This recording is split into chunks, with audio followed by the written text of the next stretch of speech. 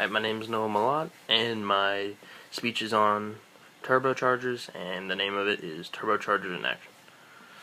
In the 1980s, turbochargers were deemed as unpredictable and not efficient, but all that changed with the Buick Grand National. Before then, you didn't really see turbochargers on many cars, only like expensive cars. I think the Porsche was one of the only ones at the time, maybe Saab too.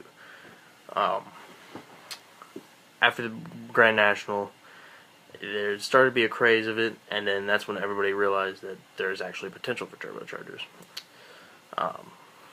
The source was from Sterling Matson at Complex.com and the history of the Buick Grand National. After the turbo craze died down a little bit, manufacturers were realizing other benefits of turbocharging, and now turbochargers are all over the world in cars. I want to start off by talking about how turbochargers work and why manufacturers put them on cars. Turbo works by exhaust gases coming out of the engine and into the turbochargers, spinning a little fan in there, which basically acts like a vacuum and sucks it all back into the system, back into the engine, which basically speeds up the process.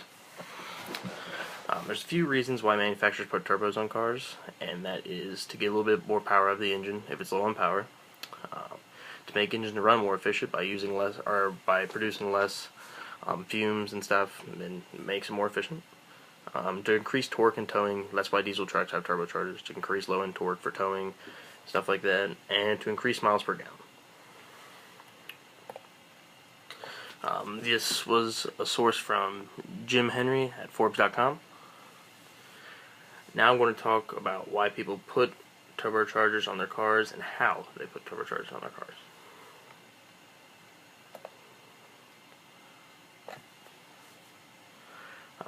There's only one true reason why people put turbochargers on their cars, and that is to get a little bit more power out of them. There is many ways you can go about it. You can just put a turbocharger on, run little boost, little power, and then you're not really making a whole lot of power, but there is adding some power, obviously.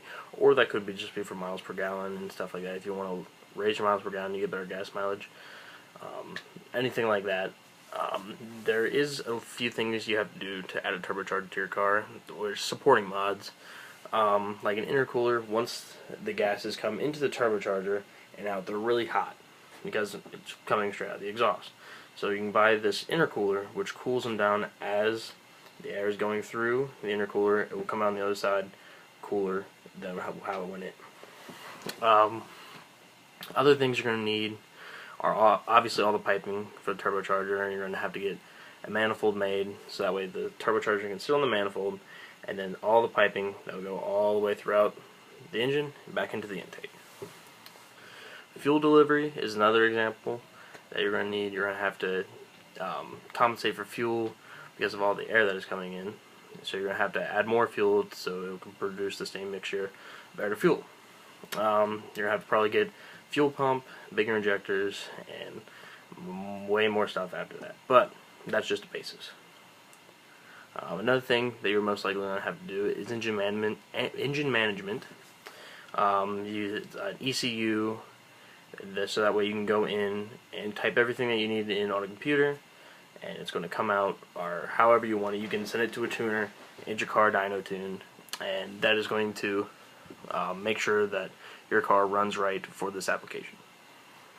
Another way you can also manage your engine is by gauges. Boost gauge, see how much boost you're running. Obviously, you don't want to overboost. An overboost is when you have a peak amount of boost that you want to hit. And so, if you're running your car at, say, 19 pounds, you obviously don't want to hit more than that. So, you can monitor this by installing a gauge. And other gauges like heat, so make sure your engine is running at a cool temperature, bolts for battery and stuff, just to make sure your engine, not just the turbocharger, is working great. And on top of all this, you're going to want to do your own research just so you know what you're doing for your car, and so obviously you don't want to mess anything up. I got these sources from TorqueCars.com. And the article is called "Adding an Aftermarket Turbo on Your Car." I've talked about how turbos work and reasons people run them on their cars. There's many different reasons and many different ways to achieve these reasons. It's starting to become a future of automotive technology, and maybe you'll even have a turbocharged car of your own. Thank you.